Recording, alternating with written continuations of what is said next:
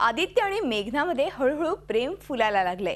कुठेतरी मेघनाच्या मनात आदित्यविषयी आपुलकी निर्माण झाली आहे। त्यामुळे आता मेघना नक्की काय निर्णय घेणार?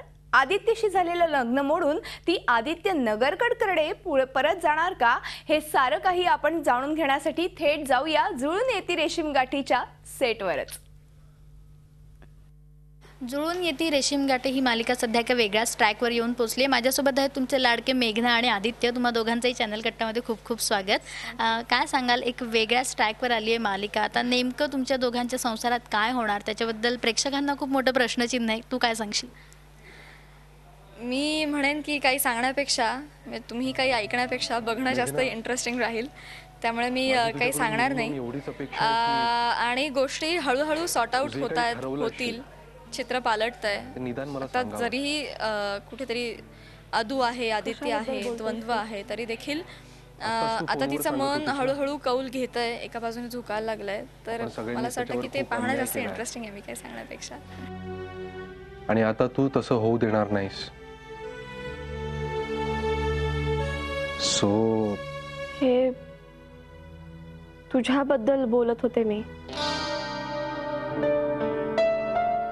नुकतंच मेघनाचं कॉपी प्रकरण झालं, घरातही ते सगळ्यांना कळलंय, बट घरात कुठेतरी अर्चनाला, तुझ्या बहिणीला एक वेगळा संशय येतोय। तर घरातल्यांना कसं तू जरा मॅनेज करणार आहेस? अर्चनाचा संशय जरी असला तरी तो मला मान्य नाही, कारण माझा तिच्यावर पूर्ण विश्वास आहे, मेघनावर। आणि जे काही झालंय त्या गोष्टीचं मला त्रास नाही होते फार, फक्त त्या गोष्टीमुळे मला एक गोष्ट अशी कळली की त्या आदित्यचं मेघनावर किती प्रेम आहे, विचार काढून टाक। आणि जर त्याचं तिच्यावर इतकं प्रेम आहे, हिचंही त्याच्यावर प्रेम आहे, तर निवांत, तर मग तिने कुठे असायला पाहिजे, कोणाबरोबर असावं, असं माझ्या डोक्यात एक चालू आहे। बाकी डिसिजन तीच घेणार आहे नेहमीप्रमाणे, आणि मला फक्त वाट बघायचं। काय ग, काय झालं?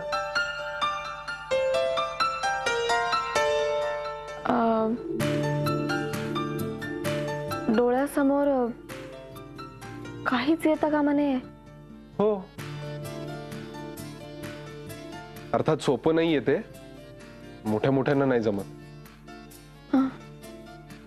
म्हणजे काय की हृदयात जे असतं ना ते येतच डोळ्यासमोर।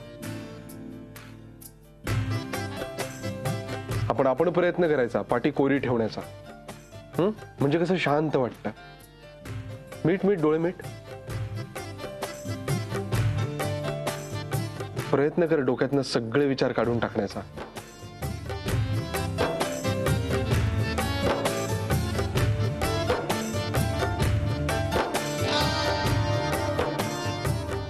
काय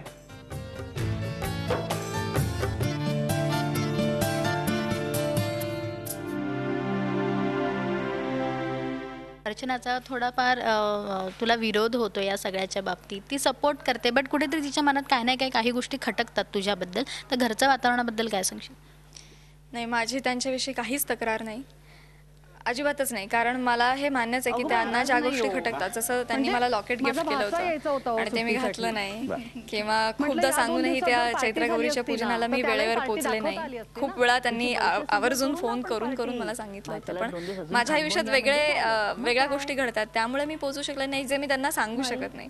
त्यामुळे त्यांच्या दृष्टीनं त्यांना ते चुकीचं वाटणं, किंवा एवढ्या वेळा सांगून सुद्धा ती वेळ पाळत नाही, याला काय अर्थ आहे, असं त्यांना वाटणं अत्यंत साहजिक आहे। त्यामुळे माझी अजिबात तक्रार नाही, आणि ते अत्यंत स्ट्रेट फॉरवर्ड आहे, त्यामुळे त्यांचा स्वभाव तसा आहे असं मी ऍक्सेप्ट केलंय। इनफॅक्ट देसाईवाडीतली सगळीच मंडळी मला खूप आवडतात, आणि ती परफेक्ट आहे असं माझं म्हणणं आहे। प्रेक्षकांना असं वाटायला लागलं होतं की तुमच्यात एक नातं, हळूवार नातं एक जुळून येते, जसं जुळून येते रेशीम गाठी, असं जस्ट नुकतं प्रेक्षकांना वाटायला लागलेलं तुमच्या काहीशा असं सीनमुळे, पण पुन्हा कुठेतरी खटकते। तर कधी नेमके जवळ येणार आहात आणि प्रेक्षकांना खरीच आदित्य देसाई आणि मेघना देसाई खरे एकत्र पाहायला मिळतील? कधी ते आम्ही नाही सांगू शकत, मे बी आमचे क्रिएटिव्ह हेड, आमचे EP सांगू शकतात, आम्हाला ॲब्सोल्युटली माहिती नाही। आणि मी म्हणेन की आम्हीच एकत्र येऊ कशावरून?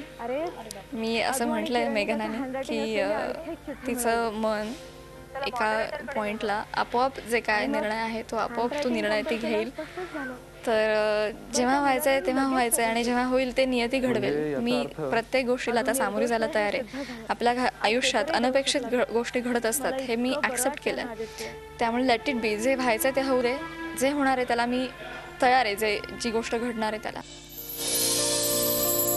आदित्य, मेघना, समथिंग इज मिसिंग. काय? Looking pretty confident. तू ते काल मला डोळे बंद करून दीर्घ श्वास घेण्याचं तंत्र शिकवलंस ना, दॅट्स हेल्पिंग.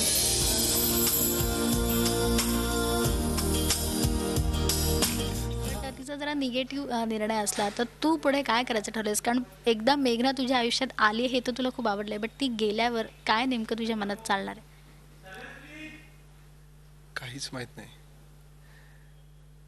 कारण तो विचारच करायचा नाही मला. ते ठरवलेलंच नाही आहे. त्या वेळेस जसं होईल त्याला फक्त मी रिस्पॉन्ड करेन, रिॲक्ट करेन. तर मी आधीच तसं ठरवून त्याचा काही उपयोग नाही आहे.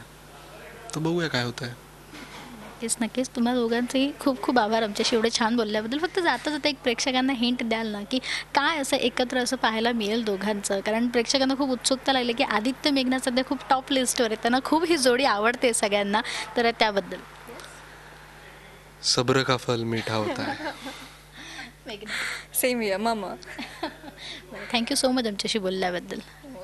आता मेघनाच्या आयुष्यात आणि आदित्यच्या आयुष्यात नेमका काय निर्णय घेणार आहे मेघना हे खूप पाहणं महत्त्वाचं ठरणार आहे. जर्नलिस्ट कमलजीतसह दीपाली राणे, झी मीडिया, मुंबई. झी 24 तास रहा एक पाऊल पुढे.